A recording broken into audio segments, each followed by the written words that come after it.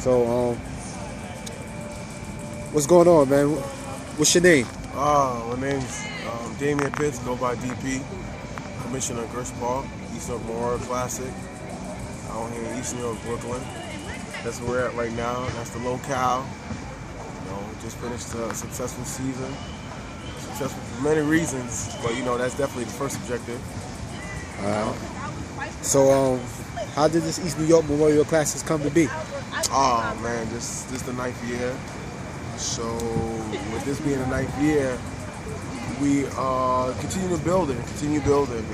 It's our second year, sponsored by Nike and Jordan, the only tournament in New York City with double sponsor, dual sponsorship. And we just kept on building, and they kind of find you. They kind of find you when the word spreads around the city. They find you. Gersh Park has definitely had their foot on the gas for a while now. Yeah, definitely. We heard a lot about y'all throughout the city. So, how this year come to be? How this year started? Well, opening night June 20th, it was definitely overwhelming. We squeezed 5,000 people in the city park. I don't know where they do that unless it's like a carnival or some type of Jubei or something. Yeah, that's big. That's big. And, it was just big. It was a lot. It was much anticipated, bigger than any year. So definitely growth is something that people can say about Gersh Park. Like June 20th was opening night. We had a rematch of the chip, Madoff Movement versus ADC. Then we had two new teams, and it was definitely electric. A lot of electricity through the building, a lot of smack talking, positive smack talking, which is basketball related, and it was good. It was definitely good. How many teams all together? How many teams you had this year? Oh man, 20 plus teams. Shout out to the champions, never ran, never will. The runner-ups, ADC. You had Madoff Movement. You had Gowannas. You had Paper Chasers. You had Running Gun. You had PNW. You had Team Bulling. Okay. You had Earth Productions. You had. Okay. Man, that's just pathetic that I can't even remember all the names.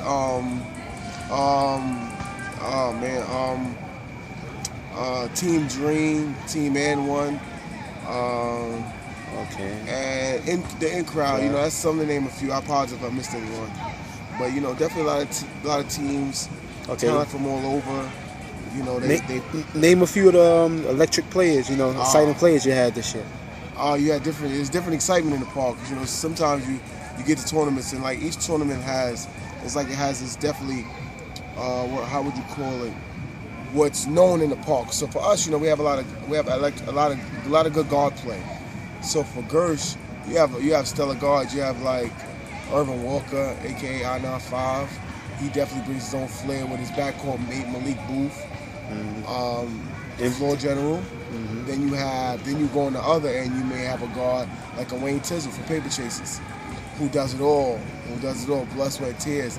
With his coach Nicky Barnes, that puts everything on his back. Then you go to two champion guards. You're talking about Lily and Gino, with their sidekick. No disrespect to him, Nick, also known as John B. So it's definitely you have definitely stellar guards, and you can't forget Ian Davis, aka Eddie Kane.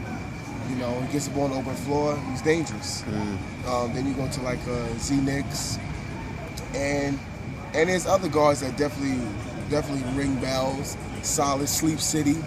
They have the same core group all the time, and it's just talent all over. But some electric players, I think Chris from the Wire. I think this was his coming out party this year. He had a chance to really show what he could do, and and anytime he played, you guaranteed some type of highlight, some type of high flying act. Definitely a good season for another player, Kedar Edwards, aka Superman. Had a chance to really show what he could do and really leave his imprint on the game this summer, especially in Gersh Park. He definitely forced the issue, which is a good thing, because sometimes when you're on a team full of stars, sometimes you get overshadowed. People think you aren't that good, but he got a chance to put his foot on the pedal. And there's just so many players to name, but it depends what you're looking for. You need a knock dead shooter, X-Men. They had shooters. Then you're talking about then you talk about high fly action, about great passes, a bunch. It's definitely a bunch. So what were some of the key matchups, some of the games that stood out for you this year? What was the best game at Gertz Park this summer? It's no one best game, but I think I would have to go with.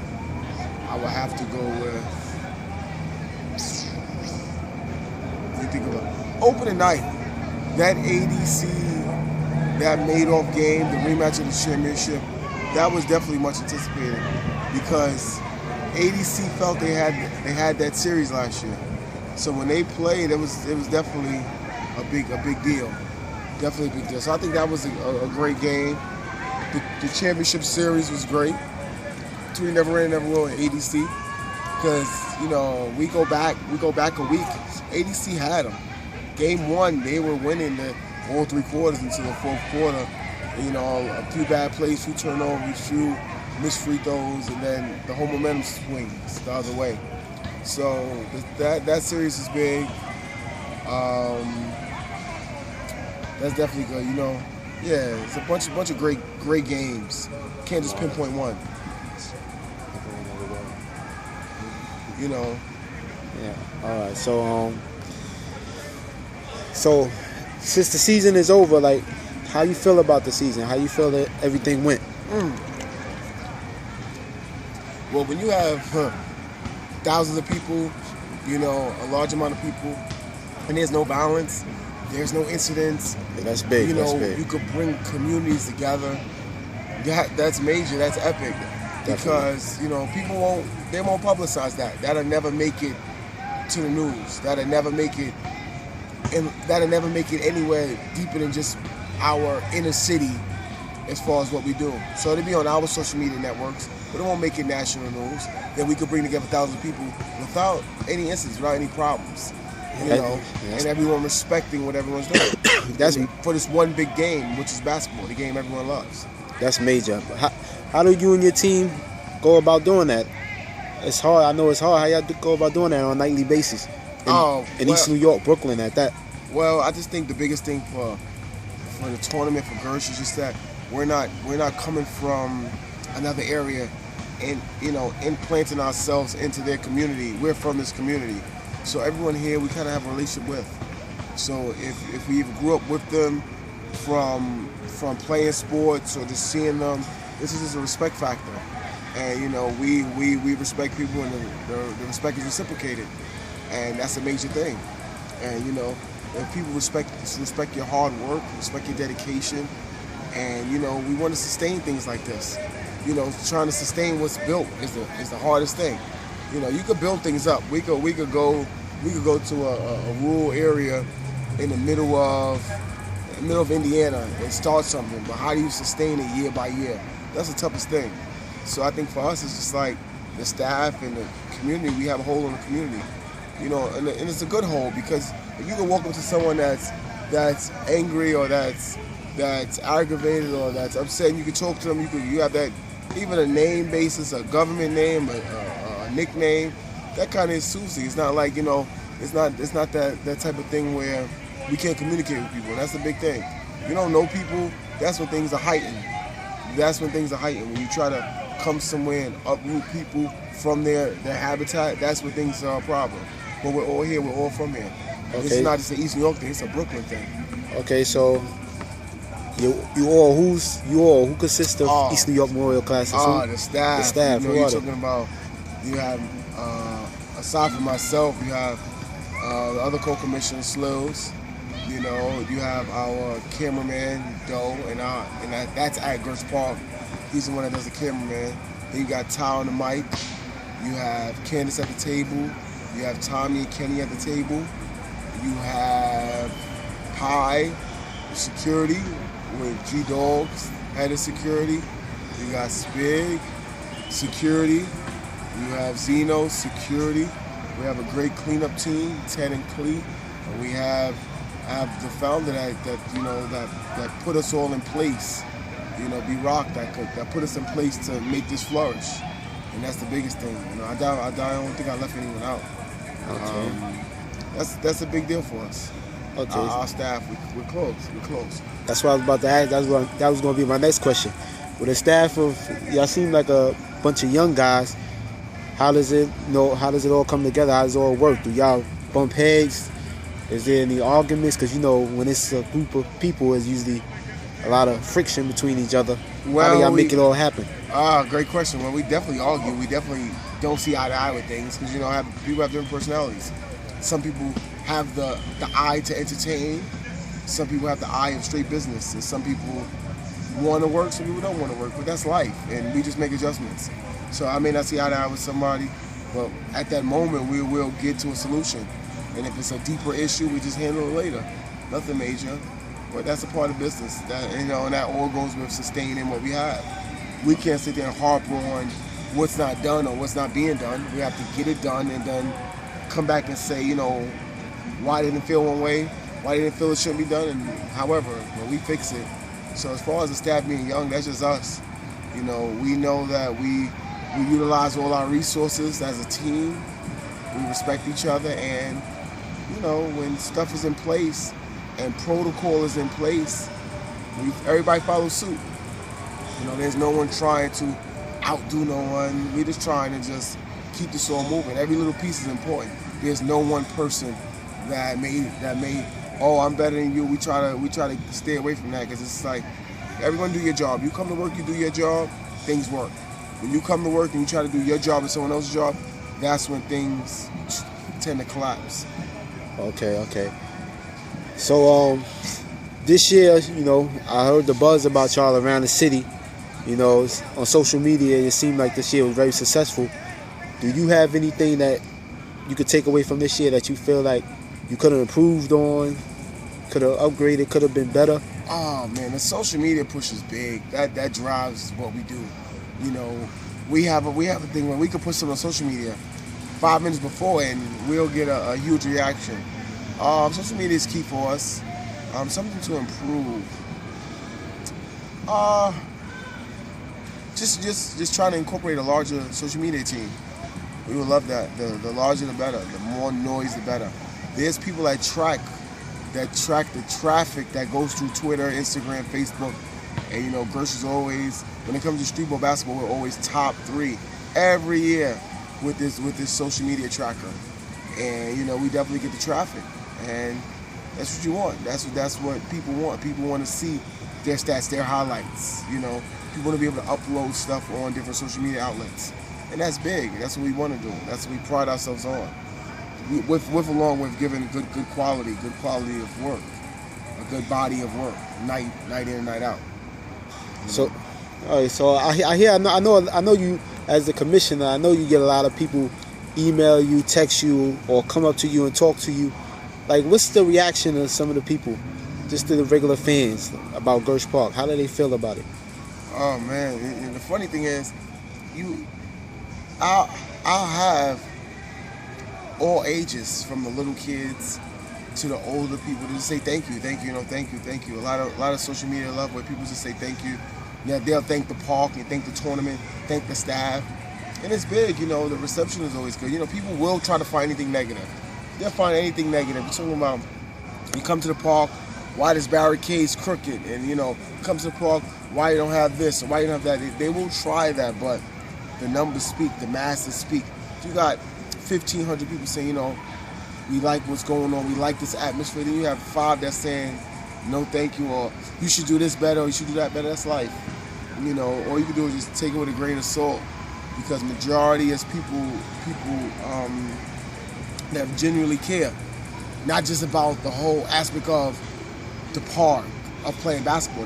They'll say, want me to pick up a bottle, want me to clean something up, want me to help you, and that's big, because when people come to the park, they just think it's just magically happens, barricades are happen to be up, scoreboard up, let's start. No, it's a lot of work, it's a lot of legwork, it's a lot of texts and phone calls to make sure everyone's there, everyone's on time. And you have those fans that are in tune with that, those fans that are in the park 2 hours early. When we carry barricade for you, that's when you know you reached your fans. Because we could just sit somewhere, kick your feet up and wait for the show. That's ideal, but when people want to help, that's when you know in your mind, they care about what's going on. And that's big. That's certainly big. Yeah, that's definitely big. Like, I was here last night, and looking at the park during the championship and looking at Brownsville section and seeing everybody come together and different boroughs. They shouting out the different parts of Brooklyn, of Fort Greene and Bed-Stuy and Brownsville. It's amazing how y'all make so many people, come together in a peaceful environment and enjoy the sport of basketball. That's a great statement because, when you speak to different people from Brownsville, people that may not mesh with each other, they may not have spoken to each other. They live on a different side of Brownsville. They're from up the hill, down the hill, wherever they're from. They all come to Gersh Park. They're all on the same page. They're all screaming Brownsville, Brownsville. And even though someone think, oh, it's big, it's the championship 3-point, it's not about that. It's not about the games or the layups, any layup that Lily hits or Gino hits, or any 3 that Nick hits, any rebound K gets. It's not that. It's really about bringing the people together that could sit in a place, and anybody with background knowledge of stuff, they'll go, wow, these groups wouldn't be together. These age groups wouldn't be together. You wouldn't have these teenagers with these adults. No way, no how. Because the adults' mindset are different than teens.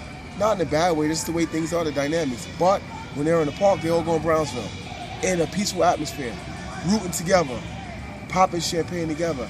And that's the bigger thing to it. That's the bigger outlook on it. Because then, like you said, different boroughs. Yes. You got different boroughs. You got different areas of Brooklyn. You got Bed-Stuy in here. You have the East in here. You have Canarsie. You have the 90s. You have Park Slope, Fort Greene, Gowanus. You have so much in this one area. Mm-hmm. And that's the bigger issue.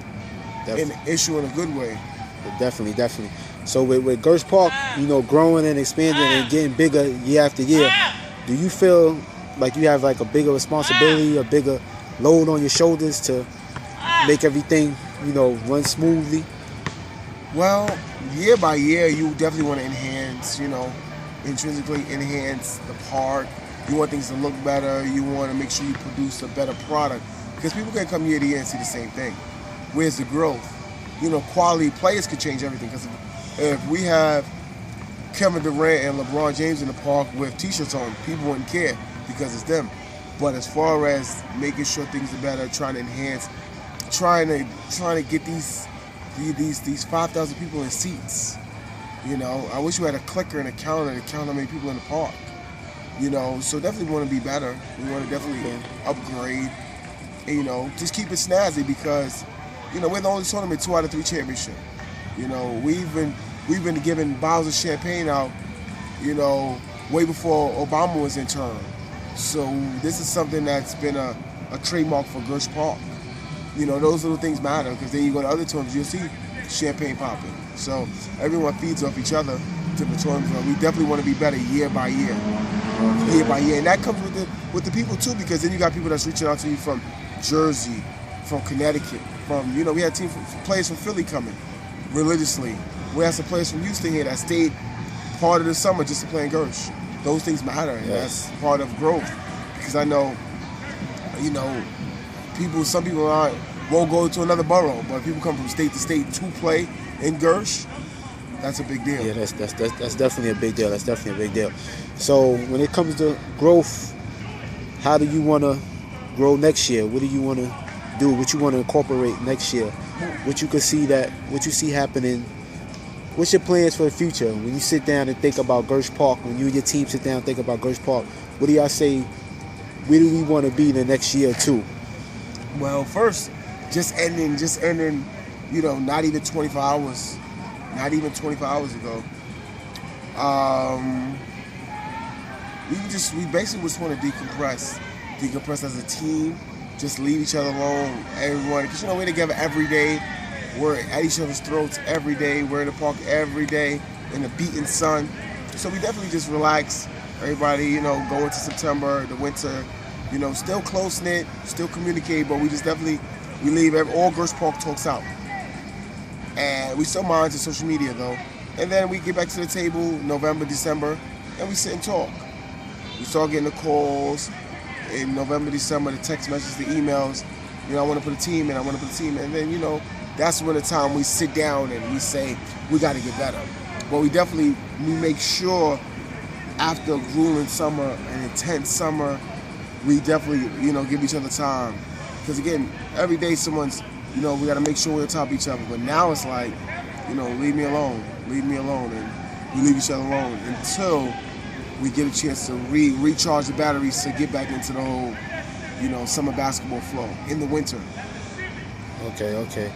So looking at Gersh Park, being there yesterday, seeing all the people, like, what do you feel that you want to do with upgrading Gersh Park? Like, I see how Rucker got a new court, or Dykeman has bleachers. Like, what do you think will enhance Gersh Park, would make Gersh Park the best tournament? Forget about the city, one of the best tournaments on the East Coast, period. Wow. Definitely want to try to add in some bleachers, because again, we can talk about every tournament. Some tournaments aren't getting 1,500, 2,000, 3,000, 4,000 people in no park. I don't care how you cut it, how you shape it. The proof is in the pudding. People can say what they want about Gersh, but we will fill up a park. And the biggest thing is, we definitely want to get seating. With those things, those enhancements that come when we sit at the table. We sit at the table with our sponsors, and we come with our vision, and our vision have to align with their vision, and vice versa. If it doesn't, we go back to the table and revisit it. So how long y'all been, sponsored by Nike? What was y'all doing before that? Nike, this is just our second year passing with Nike and Jordan. The 14th summer and then 13th summer was with Nike Jordan. Before that, we were independent. It's like an independent rap label. So we were like the Koch of basketball, which before we were, again, T-shirts. This is our 9th year that just passed. Some of was years when it was T-shirts. When it was just $100 to get in, just to recoup, to reestablish what Gersh Park is. And then we went up little by little each year. And then we started, getting uniforms from JFK Airport, picking them up in suitcases, sorting them ourselves. And that's when the buzz was going. The buzz was going from T-shirt days. All those people that were part of us. Some are still here that were part of the T-shirt days, the AOFs. Act of Faith, that had a powerhouse team coached by Abu. Those teams were serious. And those things made us who we are today, because we can never get too, cocky or overzealous or however, because it was T-shirt day. There was times when we were calling teams at 12 a.m. that they played that same day at 2 in the afternoon. And were the games packed like now? No, but we did. It was standing room only certain nights. And again, we sustained the best we could do with minimal resources, opposed to now, because when you have a sponsor, you expect to have those resources. Minimal resources with people still here. No pro-am refs, no Nike package, no Nike uniform, no giveaways for kids. Straight basketball, and more basketball. Okay. That's what, at the end of the day, that's what it's really all about. I mean, everything else is just the icing on the cake. When it comes down to it, the bread and butter, it's all about basketball. That's the most important thing. As long as you sustain that, everything else is, a prize. But so with that saying, with the other tournaments in the city, like, how do you feel about the other tournaments in the city? Do you have a relationship with some of the other commissioners, or? Well, I could definitely reach out to, pretty much any Nike tournament, if I need to. I definitely speak. I'm often speaking with Joe Cruz, Hoops in the Sun. Joey a good guy.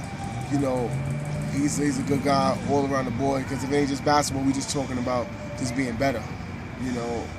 Definitely Watson. Lee and Kush. Kush is here. I can just throw a Gersh on him. Nobody know the difference. Lee come down, make his way from uptown, from the Bronx. Those things like that. Kenny come from Dykeman. He'll put down the hashtag red carpet of basketball. He'll make his way down to Gersh and check out some Brooklyn basketball. You know, those things are big. Those things are big. Yes, when you have these other tournaments that, you know, you're talking about Hoops in the Sun, 15 years. Dykeman, God knows how long. Watson, 15 years. This is Gersh's 9th year. Yeah. This is Gersh's 2nd year with a major sponsor. So, you know, those things matter. They can come down and sit in the park, and, you know, Kenny will just stay in the crowd. He'll just stay in the crowd like, I'm good. He'll just come and absorb everything. He absorbed the whole ambiance, and that's big. Definitely. You know, because we definitely accept the commissioners with open arms. Their staff come to the park, they get accepted with open arms. You know, he'll come, he just want to just relax. He's just like, no, leave me in the crowd, I'm good.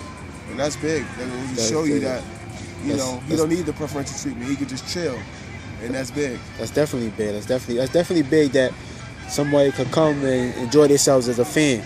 You know, speaking on that, like, who else have come to the park this summer or in past years? You know, that's a high name celebrity or anyone that's that's important. Oh man, you know, you definitely have a lot of pros. This tournament will be flooded with overseas players. But as far as like some NBA guys, you know, like everybody know like Lance Stevenson. He comes regularly. You know, comes to inquire to play. He had a team initiative. Team N1 was powered by him. You know, was funded by his whole camp of that N1 crew. You have Taj Gibson come down. You know, definitely show love. Kemba Walker played. You know, J.R. Smith come down. You know, different people may come down just to show love. And that, you know, Devin Ebanks was here. He was in the league last year or the year before. Okay. You know, those things matter because these guys will just come and relax. You know, Big Ant Mace was here watching his son play. Ant Mace Jr., you know, Knicks legend.